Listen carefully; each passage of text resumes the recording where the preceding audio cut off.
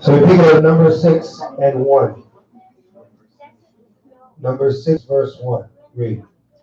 The book of Numbers, chapter 6. Speak unto the children of Israel, and say unto them, when either man or woman shall separate themselves to vow a vow of a Nazarite, to separate themselves unto the Most High. Right, so this is somebody to separate themselves. Vowing a vow of a Nazarite. This is a person that takes it upon themselves and say, I am going to vow a vow of a Nazarite. Read on.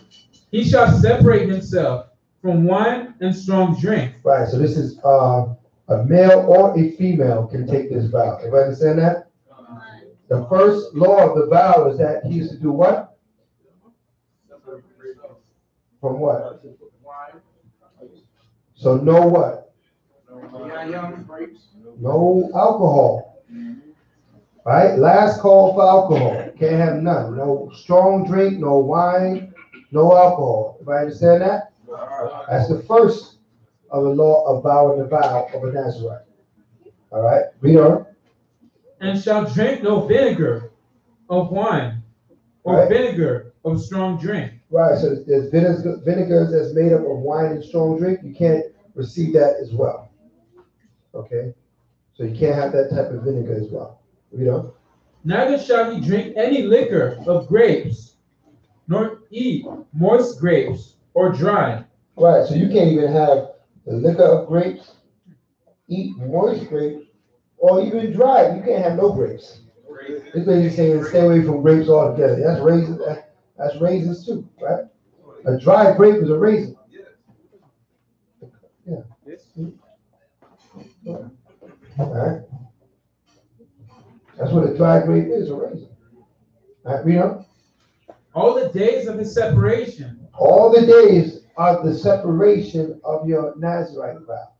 During the time that you separate yourself onto this vow, you cannot have any alcohol. You cannot have any. You don't even have any grapes. Don't even have any dry grapes. Don't even have any raisins. All right. So are you able to take the vow of a Nazarite for like 1 month? Hold on. Don't jump ahead. We won't get there. We'll get the full understanding as we go through the verse. All right. Read on. Shall he eat nothing that is made of the vine tree? Mm-hmm. Can eat anything that's made from the vine tree. If it grows in a vine, you can't have it. All right. Read on. From the kernels even to the husk. Mm-hmm. All the days of the vow of his separation, there shall no razor come upon his head. So from the kernels unto the husk, right? What is that talking about? What has kernels and has a husk? Corn. Right? You can't have the husk to the kernels. Okay? Can't have no corn on this vow. Okay? I thought it was only in America.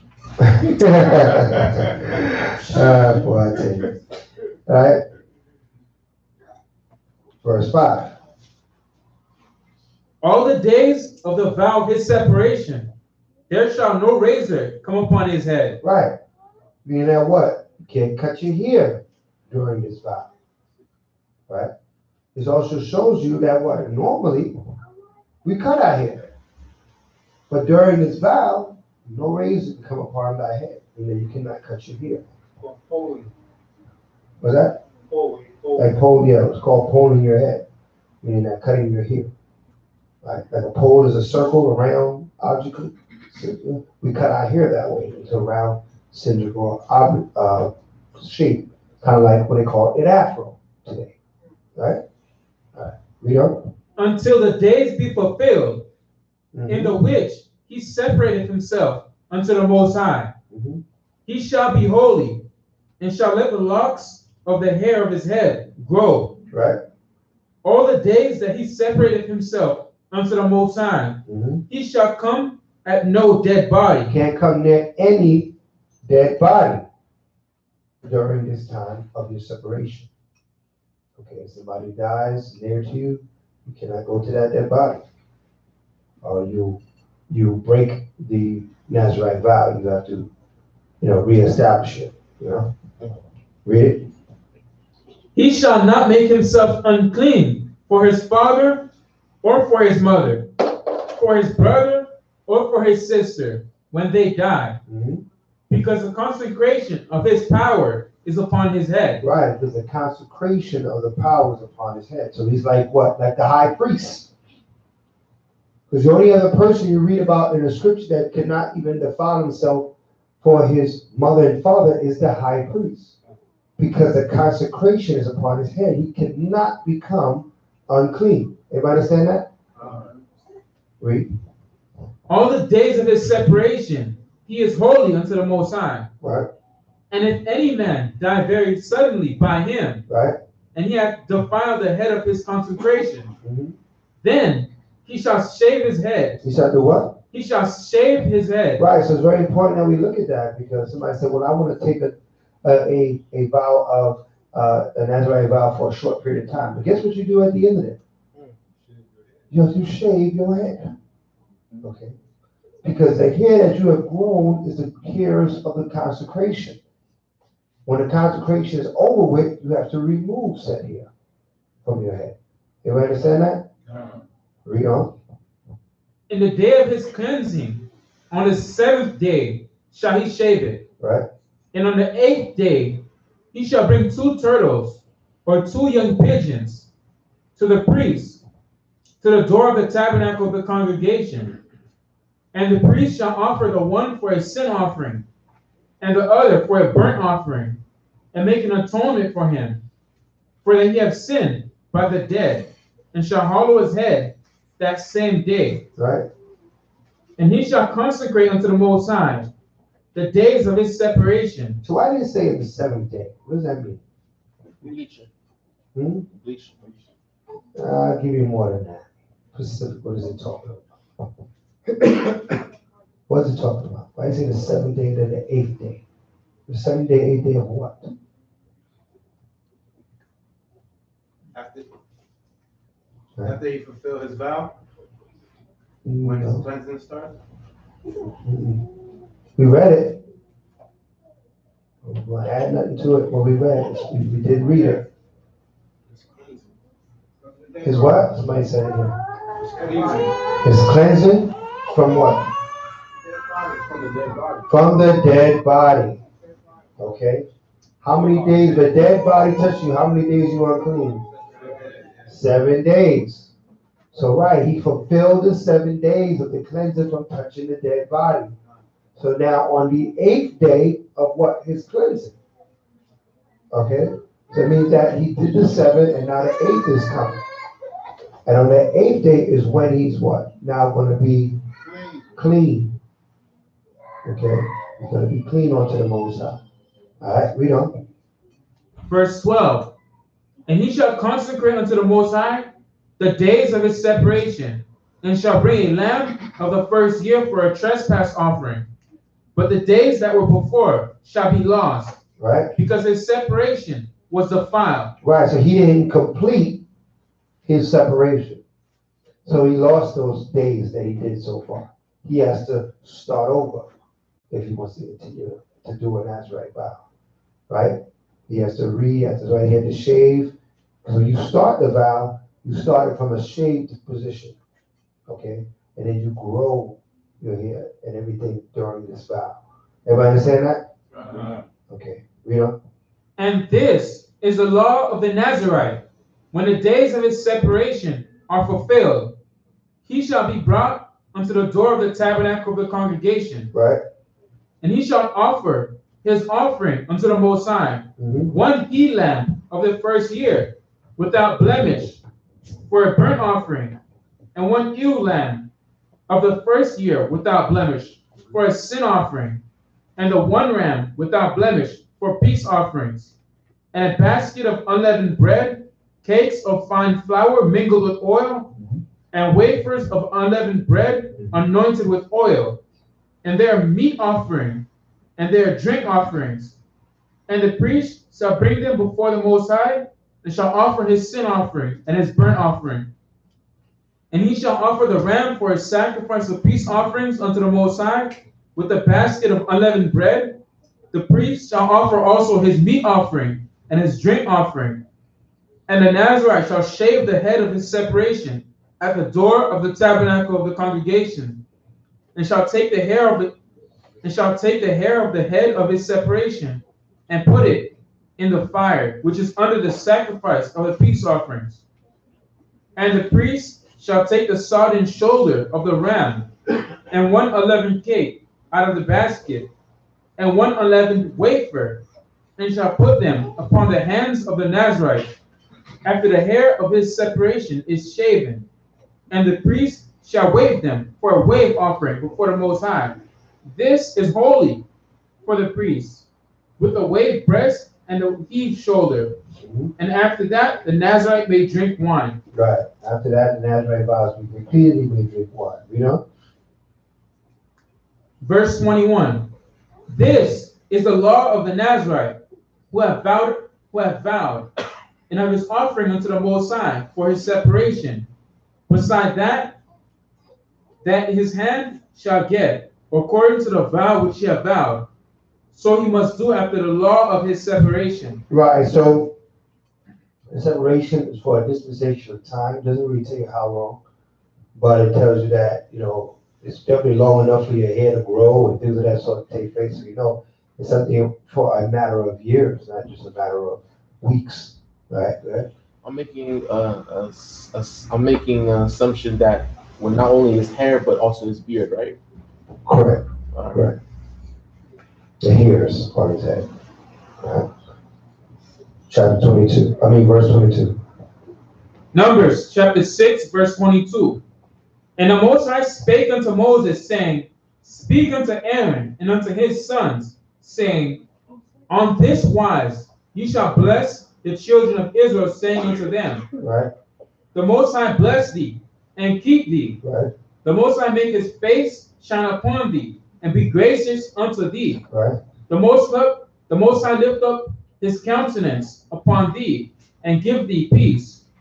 And they shall put my name upon the children of Israel, and I will bless them. Right, and I will bless them. So that's the way that we bless the children of Israel. We ask Yah to protect you, to bless you. You know, you might hear brothers say, Yabarak Yahweh Shemar Ka. What you're saying is Yah bless you and watch over you and protect you. All right, because sometimes you might go to salute brothers or people from different congregations, different places. They may not say Yahweh Shemar, because that's something that was made by man. That putting that phrase together, right? It's always Hebrew words, and the meaning is for the Most High to bless the brother in the name of Christ, right? What's written in the scriptures, you might see brothers bless each other with this blessing, which is fine too. You should know both, right? When you say Yabaraki Yahweh Shemar Ka, it's Yabaraki Yah bless you, and Shemar Akah, watch over. Shemar is to watch over, protect. Akah to you, over you. So Yabaraki Yahweh Shemar Ka. All right, you understand that? All right, so it's good to learn both blessings, because you're going to come into Hebrews and contact, different people, different areas, and they may bless you that way. Don't be thrown. Don't say, "Well, what does that mean?" Right? Is that what are you cursing me? No, you got to know your Hebrew, right? Yabaraki Yahweh Shemar Ka means to Most High bless and watch over you. Con? Hallelujah. Shabbat, pertaining to that vow, that's going to that particular individual. They would set that parameter of how long it's, because some people just think it's a set number that everybody at the same time. Mm-hmm. Right. There's nothing that tells us exactly what the dispensation of time is, but it is set by that person, or when they go to see that priest, if we get that vow, at that time it's set. This is going to be a vow for 3 years, 5 years, 2 years. But I say it's a matter of years, it's not a matter of weeks. You're not going to take a Nazarite vow for 3 days, right? That's not a Nazarite vow. It's a year, it's something that's annual, it's yearly.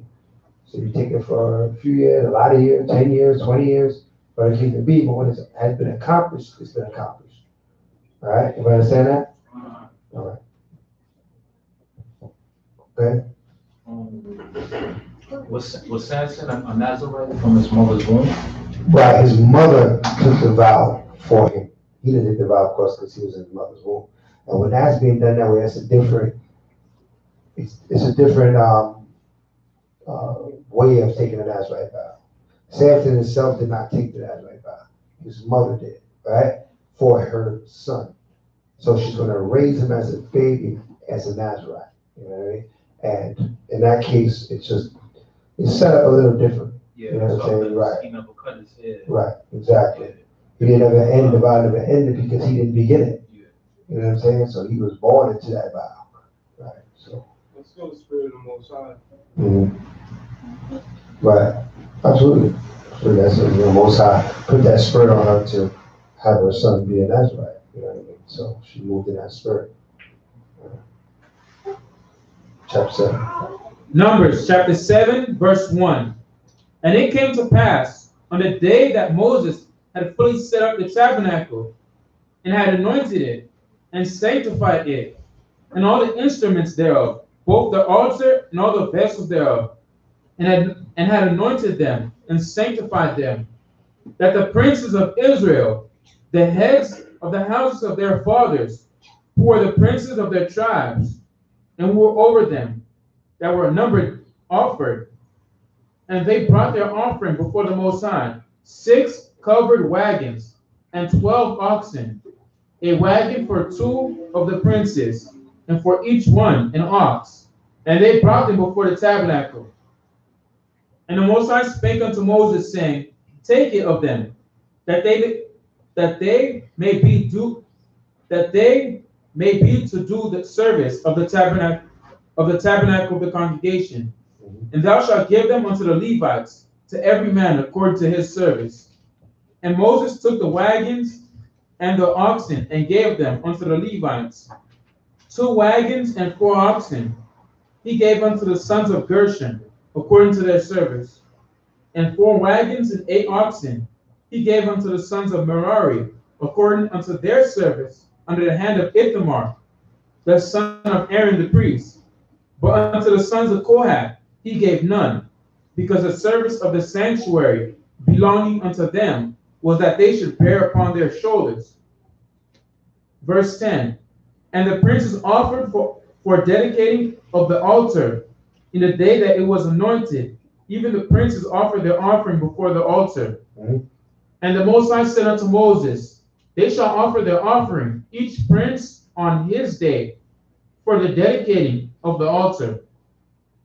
And he that offered his offering the first day was Nahshon, the son of Amminadab, of the tribe of Judah. And his offering was 1 silver charger, the weight thereof was 130 shekels, 1 silver bowl of 70 shekels, after the shekel of the sanctuary. Both of them were full of fine flour, mingled with oil for a meat offering. 1 spoon of 10 shekels of gold, full of incense. 1 young bullock, 1 ram, 1 lamb of the first year for a burnt offering. 1 kid of the goats for a sin offering. Mm-hmm. And for a sacrifice of peace offerings, 2 oxen, 5 rams, 5 he-goats, 5 lambs of the first year. Mm-hmm. This was the offering of Nahshon, the son of Amminadab. On the second day, Nathaniel, the son of Zuar, prince of Issachar, did offer. He offered for his offering 1 silver charger, the weight whereof was 130 shekels, 1 silver bowl of 70 shekels, after the shekel of the sanctuary, both of them, full of fine flour mingled with oil, for a meat offering. 1 spoon of gold of 10 shekels, full of incense. 1 young bullock, 1 ram, 1 lamb of the first year for a burnt offering. 1 kid of the goats for a sin offering. And for a sacrifice of peace offerings, 2 oxen, 5 rams, 5 he-goats, 5 lambs of the first year. This was the offering of Nathaniel, the son of Zuar.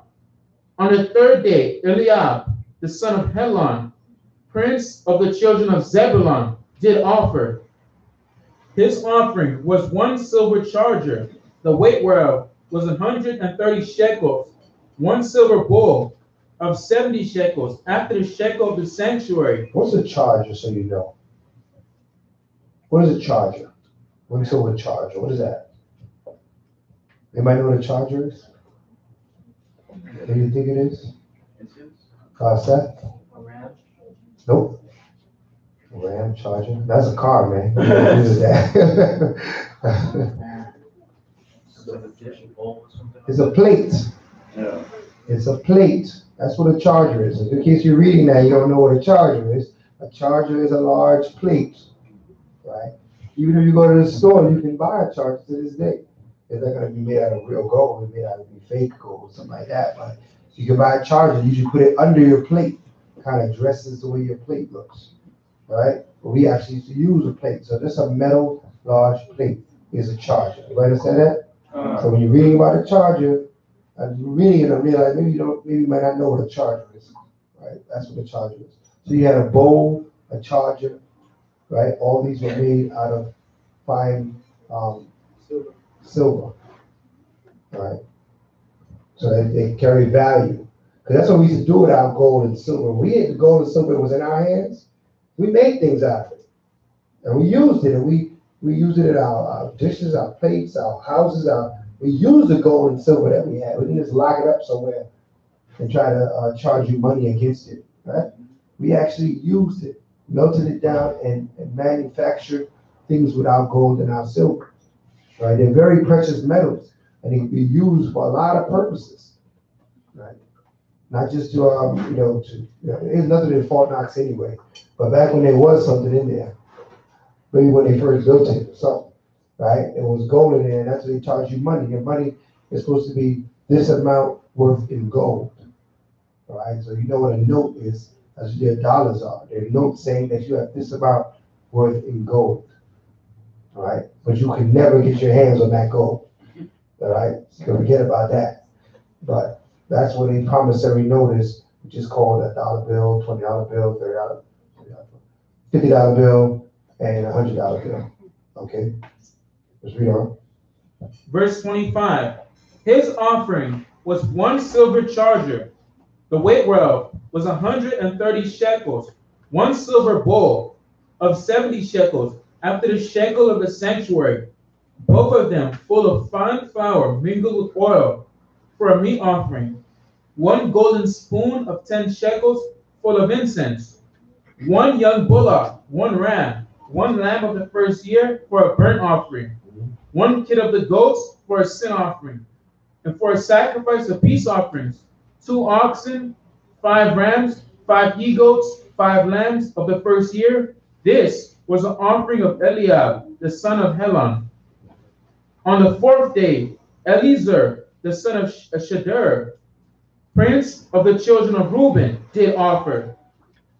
His offering was 1 silver charger of the weight of 130 shekels, 1 silver bowl of 70 shekels, after the shekel of the sanctuary, both of them full of fine flour mingled with oil for a meat offering, 1 golden spoon of 10 shekels full of incense, 1 young bullock, 1 ram, 1 lamb of the first year for a burnt offering, 1 kid of the goats for a sin offering, and for a sacrifice of peace offerings, 2 oxen, 5 rams, 5 he-goats, 5 lambs of the first year. This was the offering of Eliezer, the son of Shadur. Yeah. On the 5th day, Shalumael, the son of Zurishaddai, prince of the children of Simeon, did offer. His offering was 1 silver charger, the weight whereof was 130 shekels, 1 silver bowl of 70 shekels, after the shekel of the sanctuary, both of them full of fine flour mingled with oil for a meat offering, 1 golden spoon of 10 shekels full of incense, 1 young bullock, 1 ram, 1 lamb of the first year for a burnt offering, 1 kid of the goats for a sin offering, and for a sacrifice of peace offerings, 2 oxen, 5 rams, 5 he-goats, 5 lambs of the first year. This was the offering of Shalumiel, the son of Zurishaddai. On the 6th day, Eliasaph, the son of Duel, the prince of the children of Gad, offered. His offering was 1 silver charger of the weight of 130 shekels, a silver bowl of 70 shekels, After the shekel of the sanctuary, both of them, full of fine flour, mingled with oil for a meat offering. 1 golden spoon of 10 shekels, full of incense. 1 young bullock, 1 ram, 1 lamb of the first year for a burnt offering. 1 kid of the goats for a sin offering, and for a sacrifice of peace offerings. 2 oxen, 5 rams, 5 eagles, 5 lambs of the first year. This was the offering of Asaph, the son of Duel. On the 7th day, Elishama, the son of Amihud, prince of the children of Ephraim, offered. His offering was 1 silver charger, the weight whereof was 130 shekels of silver, 1 silver bowl of 70 shekels, after the shekel of the sanctuary, both of them full of fine flour mingled with oil, for a meat offering. 1 golden spoon of 10 shekels, full of incense. 1 young bullock, 1 ram, 1 lamb of the first year, for a burnt offering. 1 kid of the goats for a sin offering. And for a sacrifice of peace offerings, 2 oxen, 5 rams, 5 he-goats, 5 lambs of the first year. This was the offering of Elishama, the son of Amihud. On the 8th day, Gamaliel, the son of Pedahzur, the prince of the children of Manasseh, his offering was 1 silver charger of the weight of 130 shekels, 1 silver bowl of 70 shekels, after the shekel of the sanctuary, both of them full of fine flour mingled with oil for a meat offering. 1 golden spoon of 10 shekels, full of incense. 1 young bullock, 1 ram, 1 lamb of the first year for a burnt offering. 1 kid of the goats for a sin offering. And for a sacrifice of peace offerings, 2 oxen, 5 rams, 5 he-goats, 5 lambs of the first year. This was the offering of Gamaliel, the son of Pedahzur. On the 9th day, Abidan, the son of Gideoni, the prince of the children of Benjamin, offered. His offering was 1 silver charger, the weight whereof was 130 shekels, 1 silver bowl of 70 shekels, after the shekel of the sanctuary, both of them full of fine flour mingled with oil for a meat offering. 1 golden spoon of 10 shekels, full of incense.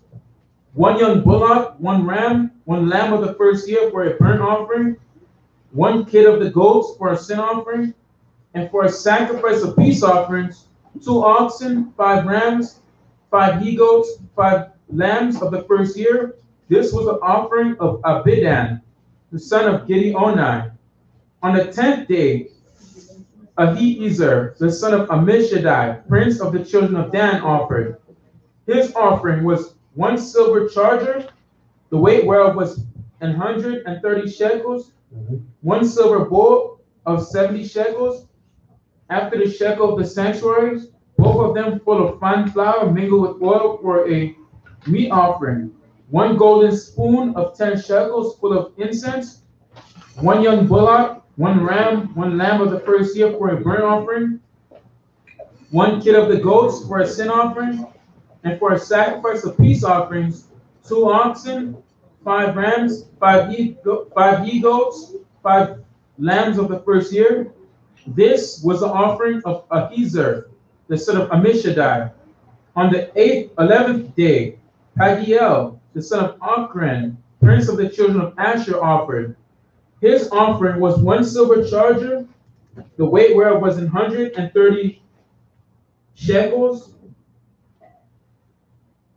1 silver bowl of 70 shekels, after the shekel of the sanctuary, both of them full of fine flour mingled with oil for a meat offering. 1 golden spoon of 10 shekels full of incense. 1 young bullock, 1 ram, 1 lamb of the first year for a burnt offering. 1 kid of the goats for a sin offering. And for a sacrifice of peace offerings, 2 oxen, 5 rams, 5 he-goats, 5 lambs of the first year. This was the offering of Pagiel, the son of Ochran. All right. Come on. On the 12th day, Ahira, the son of Enan, prince of the children of Naphtali, offered. His offering was 1 silver charger, the weight whereof was 130 shekels, one silver bowl of 70 shekels after the shekel of the sanctuary, both of them full of fine flour mingled with oil for a meat offering, one golden spoon of 10 shekels full of incense, one young bullock, one ram, one lamb of the first year for a burnt offering, one kid of the goats for a sin offering, and for a sacrifice of peace offerings, 2 oxen, 5 rams, 5 he goats, 5 lambs of the first year. This was the offering of Ahira, the son of Enan. This was the dedication of the altar in the day when it was anointed by the princes of Israel. 12 chargers of silver, 12 silver bowls, 12 spoons of gold, each charger of silver weighing 130 shekels, each bowl 70. All the silver vessels weighed 2,400 shekels after the shekel of the sanctuary. The golden spoons were full of incense, weighing 10 shekels apiece. After the shekel of the sanctuary, all the gold of the spoons was 120 shekels. All the oxen for the burnt offering were 12 bullocks. The rams, 12. The lambs of the first year, 12, with their meat offering, and the kids of the goats for a sin offering, 12. Right. And all the oxen for the sacrifice of the peace offerings were 20 and 4 bullocks. The rams, 60. The he goats, 60. The lambs of the first year, 60. This was the dedication of the altar after it was anointed. After it was anointed. So this is how we dedicated the altar. All the 12 tribes princes came up and gave their offering and filled the sanctuary with all these goodly things that the tabernacle could be now dedicated. So now, when we have the feast of question. When we have the feast of dedication, that was the rededication of the altar. What we read about in the time of Maccabees. This is the original dedication of the altar that we're reading here. We rededicated the altar, right? And that's what we call Hanukkah. Okay? That's the rededication of our altar. Here is when the altar was originally dedicated by the 12 princes. Okay? There are 12 princes, not just in our past, but also in our future. Okay? And the Most High is going to set up 12 princes to preside over Israel. Okay? That's why we read about the 12 gates, right? So all these are representing the kingdom to come. Right? The tabernacle itself, where do they store all that? Because that's a lot of stuff. That's quite a bit, right? You had a photograph of Right. there. Yeah, let's bring back the tabernacle. We got the tabernacle up there. So where do they store? Yeah, there. Let me show it to you. All right, so all that is being held, right, in that, in the center, in the tent. Okay. Now, the altar, right? Let me stand. So when it talks about the altar, is where the offerings are given. This is the altar right here, right? The altar is not in here. The altar is out here. The table is in here. The table is in here before there's another veil within here before you get to the Holy of Holies, which is all the way at the top. Okay? So inside here is where you have the table, the vessels, the menorah, the gold cups, the gold spoons, everything that's all in here. All right? The altar is here. What is this? What is it called? The laver, right? This is the laver, where they wash their hands and feet before they enter into the holies. They call it the holies because you have the holies, and then you have the holy of holies. In the holy of holies. So you can go into the holies, but in order for you have a veil in here as well that separates you to the holy of holies. What's in the holy of holies? The Ark of the Covenant. Yeah. Right? The Ark of the Covenant is in the Holy of Holies. Before that curtain is where they have the table that has the incense, the table of incense, where you burn the incense before the veil, right? When you go beyond that second veil, that's the Holy of Holies. Okay? This is on a much larger scale, right? The other thing is like an eagle's eye view right here. You can imagine this being real. Yeah, this is huge. Yeah, this is no way. This is like the size of a whole city almost. Right? Think of it like the size of Fort Lauderdale. It wouldn't be as big as Broward, but it'd be as big as Fort Lauderdale, the city. You know what I mean? This is huge. This is not small. Okay? This is spread out. And this is a representation of the gates entering into the kingdom. Everything is built off of the parameter of 12 for the 12 tribes of Israel. Everything is separated to be a multiple of 12. Everything is 3 by 4, which is a multiple of 12. Everybody understand that? Everything that we did is like that. Okay? So 3 by 4, 4 having 4 sides. There's 4 sides to everything. There's an east, west, north, and south. Right? There's 4 sides to everything. And according to how they set us up, 3 on each side that completes the 12. All right, so you're dealing with numbers with the Most High. He gives with multiples of that number and division of that same number, 12. Right, so this is how he arrayed us when we were moving throughout the wilderness, and when we pitched camp. And notice that the camp don't stop here. This is camp 2, right? Oh, and down there too. Right. So it's here where they have the name and everybody going that way. It's here and everybody going that way. Here, everybody going that way. So you can see kind of clearer at the top, Ephraim, and all the tents of Ephraim going up as far as the tents of Ephraim go. All right. So you gotta look at it. This is huge. This is not small. All right. How much left Egypt? Who remembers the number? 600,000. Okay. Of men. Right. Not counting the women and the children. So we're looking at 1 million people plus that's rolling. All right, 1 million plus is rolling. So, right? You gotta have outside that. You gotta have the crops and all that stuff. The animals too. Well, in the wilderness, yeah, we housed the animals and stuff that we brought with us, but we didn't get an opportunity really to cultivate much because we stayed in one area for a certain dispensation of time and then we moved on.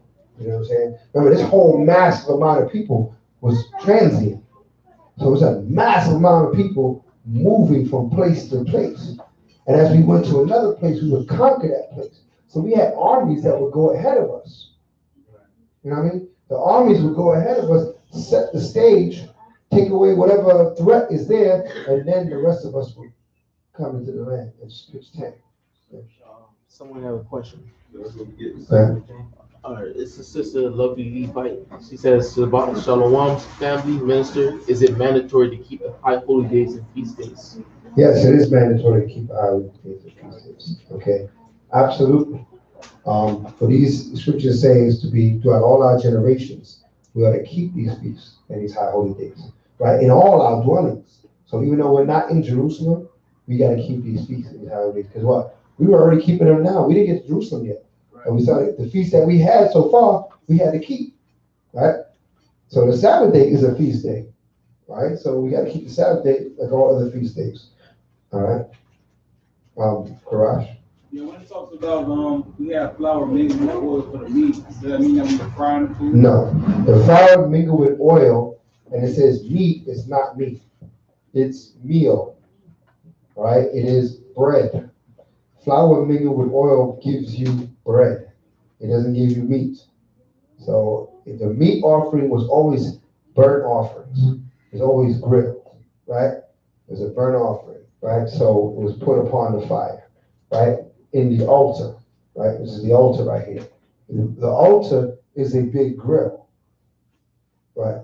Now, some people have misconstrued their mind of an altar because we've been in church. So we would think this is the altar. Right? This is the table. This is the altar. The altar is a big grill. right? This is the table, okay? That's the altar, all right? So we understand that when you come to the altar, you come to bring your offering. It was a burnt offering or a meal offering or something, some sort of offering, and it will be dealt with accordingly, all right? Did you finish? I think we have one more verse. You read 89? No. Read 89. Verse 89. And when Moses was gone into the tabernacle of the congregation to speak with him, then he heard the voice of one speaking unto him from off the mercy seat that was upon the ark of the testimony, from between the two cherubims. And he spake unto him. That's it. Okay, that's it. Okay, so Moses went into the tabernacle of the congregation to speak to him, right? So he went into him to speak with the Most High. Then he heard a voice coming from up there behind the veil, speaking unto him inside the ark. You can actually see they got somebody wrestling a bullock or something, bringing him to the altar. He don't look like he want to go. But he's about to get that one.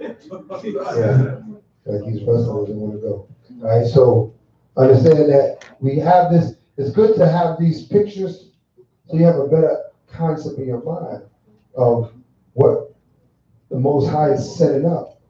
Because if this is your mentality of the kingdom of heaven and how it's going to be arrayed, right? Of course, it's going to be a lot more grand than this. This is just a shadow of things to come, right? But where do you put the Jebusite or the Moabite or the Edomite in this picture? Where do you stick them? There's no place for it, right? So the idea, the mentality, and the understanding is that this is how we know that the kingdom of heaven is for the Israelites. Because he already showed us what the kingdom of heaven was going to be arrayed as. He showed it to us in the wilderness, right? He gave us that shadow of things to come. So we can't be confused if we see it this way, right? When you hear people speak on the scripture, they have all these great ideas, and the Gentiles, and this and that, but you say, well, where do they fall into place? Okay. They fall into place by them. The nations are going to be in their own lands, right? But they'll be governed by this land. Because this is how Jerusalem is going to be arrayed. This is how Zion is going to be arrayed, right? And the gates of Zion shall be like this. And our gates will be open for the nations to come in, give us their offering, and then leave. Continually. Right? Continually coming and leaving, bringing their offering, right? And they're more likely to come this way because the gates are open to the east of our great city. The gates were open to the east. This is a portal to come in, right? So, they'll have to deal with Judah and Issachar and Zebulun, right? They'll have to deal with a heavy gate right here, right? What do we learn about the middle tribe? What's the middle tribe compared to the two side tribes? What are they? That's the head tribe of that side. Everywhere the middle tribe, it was the head tribe of that side, right? And the other two houses. But the middle tribe is the one that ran the situation. Most I always put everything in order. Right? We're always arrayed in order. There's always got to be a head. Anytime there's no head, there's confusion. All right? You try to come to an agreement and understanding. If nobody has to say so, you're going to be going around in circles forever. So what you learn about order is there always has to be a head. Everybody has to have their job, but there has to be a leader. Everybody understand that? Come on. All right. So that concludes the portion for this Shabbat day. All praises be to the Most High. Your house, get the Most High hand. Hallelujah.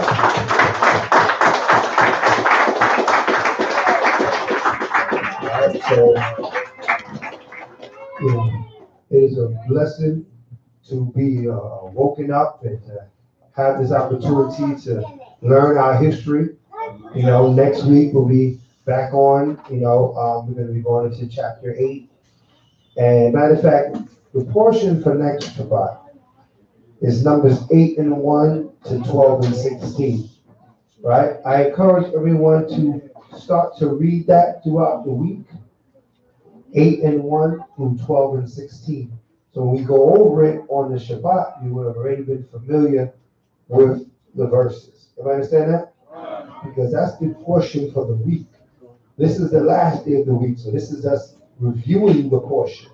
But in all actuality, we should be reading that portion throughout the week and then come for the portion reviewing and understanding at the end of the week. Can you repeat it one more time for the congregation? I will repeat it for the congregation. The portion for tomorrow, starts tomorrow really.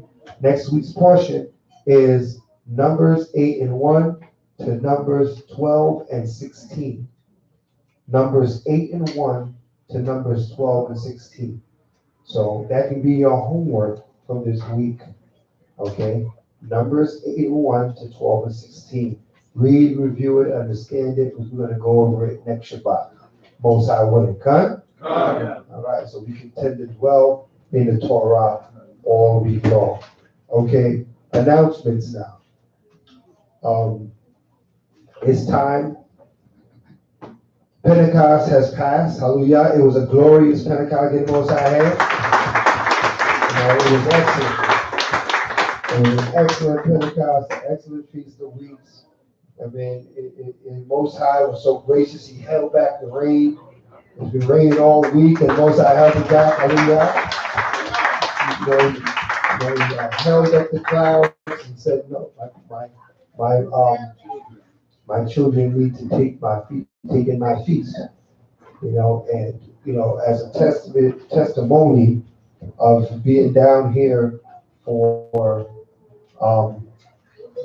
we've been keeping the Pentecost outside for at least 12 years, I think, by now. Probably about 12 years. At first, we kept it inside for a couple of years, and then we decided to take it outside. So we were taking it outside for at least 12 years. Now, it pretty much rained every year, but never so severe like it was raining this year that we had us worried like that, right? But it rained a little bit, it blessed it, and then we have a great day. But we really had to call the power of the hour to hold back that rain, right? Because that was a heavy rain for all week. Right? Yeah. I thought it was a lake. I thought it was a lake in the park, and it was a puddle. Right? I said, wow, this park got a lake? I said, no, brother. That's a puddle. Right? So, the reality of it, we see the power, we see miracles. Shema. We see miracles, we see the Most High's power, we see the angels work in our favor as long as we keep his commandments. Come? So let's keep that in your remembrance. Know that we serve a living power. Our power is not dead. He's living and active. And he's doing things in the midst of us all the time. It takes a spiritual eye for you to recognize it. Okay? Not because you don't notice it means it ain't happening. Anybody understand that? Things are happening that you're not noticing because your spiritual eye may not be focused. But if you make your eye one, and that you're focused, you will see all that the Most High is doing in these last days and building up his people. We have the next holiday that's going to take a lot of preparation is the tabernacle. All right. Prior to tabernacle, we do have the memorial blowing the trumpets, and we have the Day of Atonement. The Day of Atonement doesn't take much preparation, right? Because you just do nothing. Okay? But you pray and you come in. We'll be open for the whole Day of Atonement. Like you want to come in and get some frankincense and myrrh and go into some scripture. We will be here for the whole Day of Atonement. Okay. We got the dates or not yet?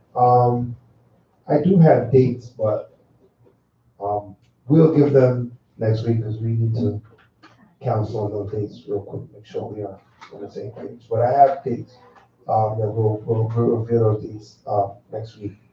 Because I have two different calendars that we need to nail it down. But we have Memorial blowing the trumpets, Day of Atonement, and then Pentecost. Now understand, it's like, tabernacles. right? And we have, Morning Blowing the Trumpet is the first of the month. Day of Atonement is the 10th of the month. And Tabernacles is the 15th of that same month. So they're back to back to back. So we got to prepare for these things. All right? We're going to have a great feast for Memorial Blowing the Trumpets, but you need to start preparing now for Tabernacle. We're going to have Tabernacle at Quiet Waters Park. Quiet Waters Park. What date do we have for Tabernacle? Well, typically it's September 30th. We're going to go to September 30th, right? I mean, we still didn't counsel about that nowadays. All right.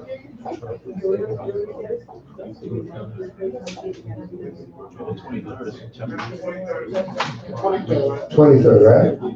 Yeah, 23rd. Oh, 23rd to the 30th. 23rd to the 30th. All right.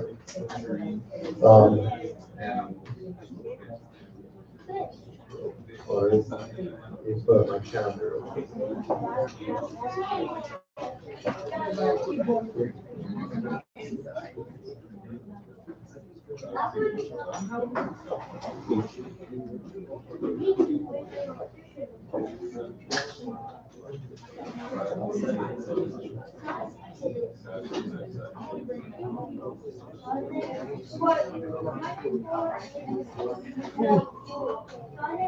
Yeah, Minister.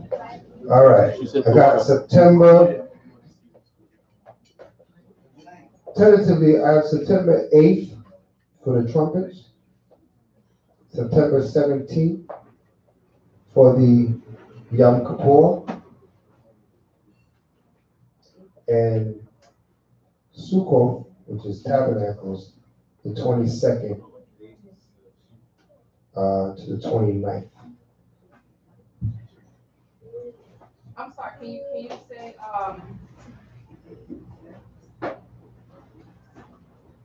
I'll say it again shortly. Hold on. Make sure we have it. Okay. We have trumpets on the 8th at even. We have Yom Kippur, or Yom Kippurium, I should say, Yom Kippurium, on the 17th.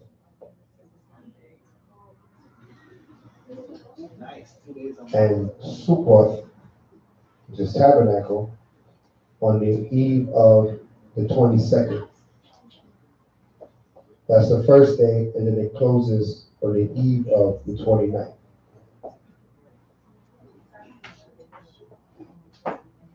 Okay, all these dates at even are the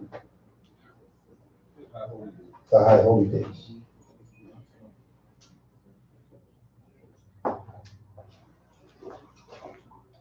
So if you're fasting, right, not if you're fasting, when you're fasting, the day you're fasting, the daytime that you're fasting is on the 18th. So if you were taking off from work, say you work a day job, you'd be taking off the 18th. Everybody understand that? Okay, so if you work at night, then you take it off the 17th. But if you work during the daytime, it's the 18th. And same goes for all the dates that I gave. It's at the evening that begins that high holy day. Okay, so you have the dates. Those online, hopefully you have the dates. You can type them out if you want for the online. Yeah. So type those dates out for them online. I'll type it up.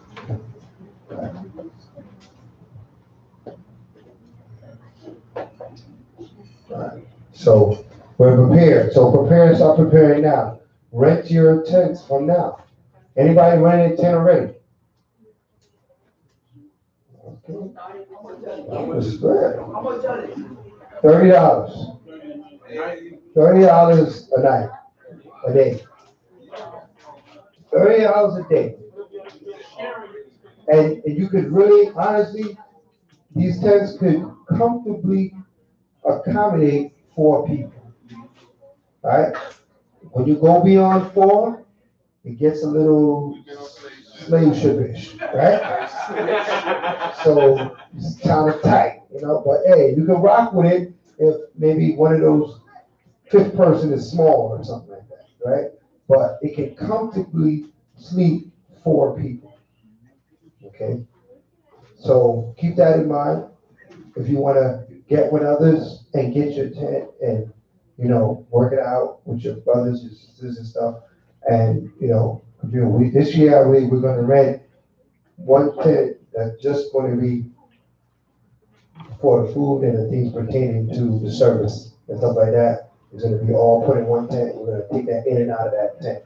That tent's going to set up as the tabernacle while we're out there. So we will deliberate that as the elders here. We'll decide what tent that's going to be, and we'll rent that tent. Nobody's going to stay in that tent.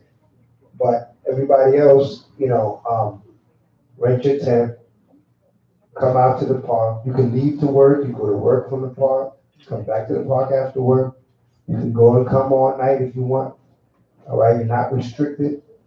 All right, but not if somebody else is taking your own tent. Say it again. Not if somebody else is taking your own tent. Yes. If somebody else take your own tent? No, you said they come and hang out all night. Some people came and hang out with other people. Oh yeah, other people's tent. Right. So make sure you prepare. Make preparation for your tent. Okay. A piece of advice for your tent: you want to bring, you want to have a rug to put on the floor of your tent. The floors are wood in these tents. Hold on a second. Shemai.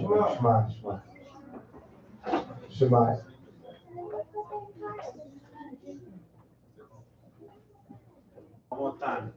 Shemai. All right. The floors are wood, so make sure you bring a rug. A 10 by 10 is big enough to cover the whole floor. 10 foot by 10 foot, right? That will cover the whole floor. All right, you will need that to work. All right. You want to bring foods and things of that sort for the whole week. We'll have some communal food events, but so make sure you have things to eat throughout the week. Bring some food. There's grill by every tent. You can grill it up at every tent, things of that sort. All right. You want to bring all these things so you're comfortable. Of course, air mattress if you like air mattresses, cot if you want to use a cot, whatever the case would be. Sleeping bag if that's what your preference, but you want to raise yourself off the floor, especially you don't know who's been in that tent before, so you might want to bring something and wipe it down extra, burn it out with frankincense and myrrh before you go into that tent. Just a piece of advice, right? Like you say, you don't know who's been in that tent, right? They're well kept, they look clean, but we know how spirits are, right? So we want to make sure you bring your frankincense and myrrh, burn out your tent, all right? Wipe it up, put your rugs and your stuff in there, and then you can go out, right?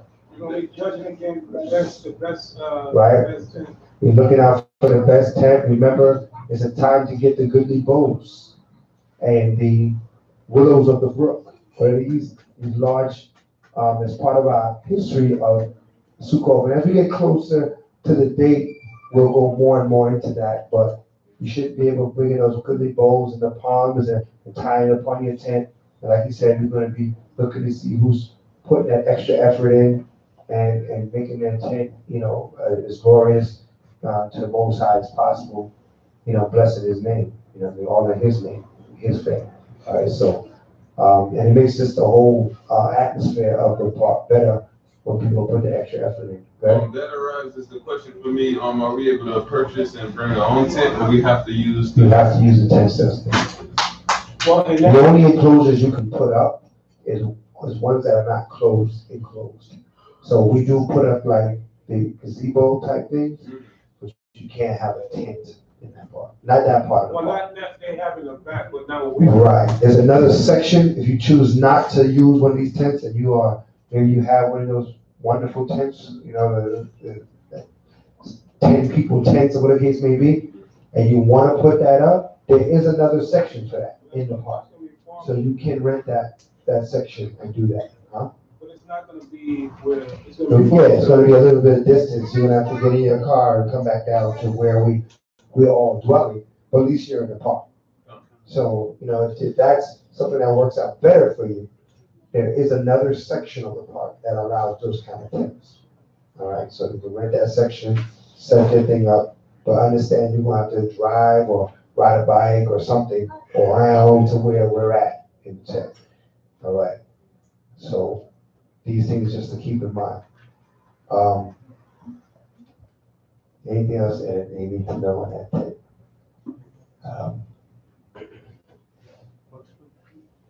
Bug spray, right? Also, listen, it is a high holy day, so what? Offerings are needed to be brought. Even though you're paying for your own tent, I get it, and you're buying your food, I get that too. But offerings always, anytime we have an assembly, make sure that we bring in offerings. I don't know if we're gonna set a particular price on it, maybe we will, that we want every family to bring, so that that allows us to furnish the communal events that we're gonna have in the park. You understand that? All right, so we'll put a number out there, we'll counsel on it, and you'll see, the offering that needs to be given for the, it also helps us with visitors that just come and visit and things of that sort. We have something to give them, all right? Anything else on that? All right, yeah, seek Zion. Seek ye first the kingdom of heaven, and everything will afterwards. So, any questions? Anybody, any questions? Anything that we went over and discussed, didn't discuss, should have discussed? No. All right, hallelujah. With that, he's just stretching. All right. But I would say, I bought them upon your Yerushalayim, stand and face Jerusalem.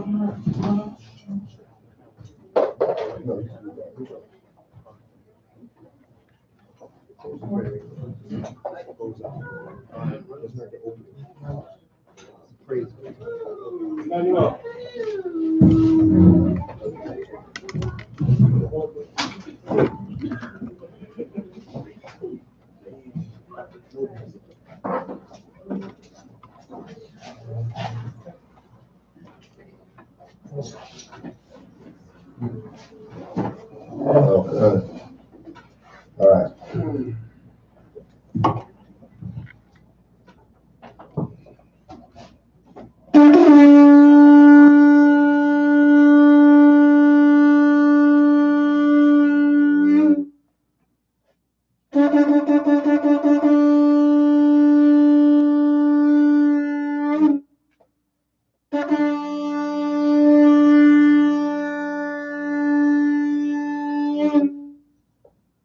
Hallelujah. Hallelujah. Hallelujah. Hallelujah. Who's the power? Yahweh's power. Who's the power? Yahweh's power. By Hashem. Yahweh shine. By Hashem. Yahweh shine. Kudas. Holy. Holy.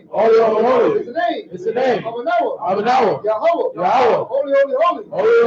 It's the name. It's the name. Mashiach. Yahweh shine. Come Abanawa Yahweh. Come Abanawa Yahweh.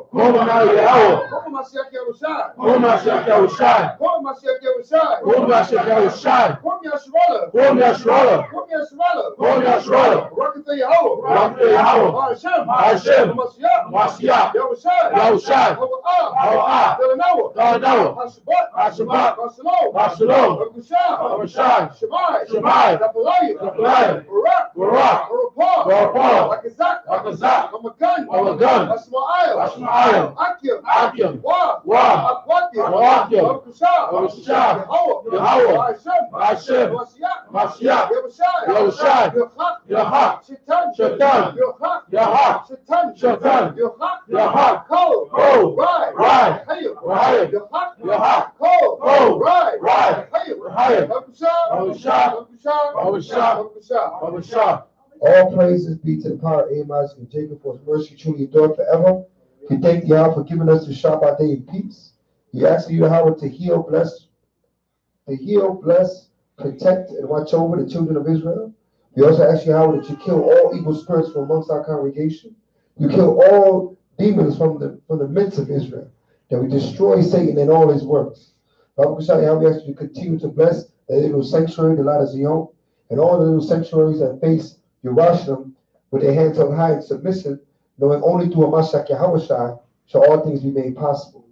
For we know that we are not worthy of the blessings that we receive, but through thy tender mercy and through thy promise that thou hast given unto Abraham, Yitzhak, and Yaquah, that thou art to be our power and we are to be thy people, that thou hast returned this word unto us in these last days. That you continue to build us up in thy spirit. That you continue to open all the seals and the knowledge and the wisdom and understanding that we need to obtain to receive salvation. For we know only through thy mercy, through thy Son, shall salvation be achieved. All this we ask in the name of thy Son, Hamashiach Yahushua. Let all that have breath praise Yahweh. Hallelujah. Let all that have breath praise Yahweh. Hallelujah. Yahashua Hamashiach Yahushua. Duwalatim Yah. Amen. Amen.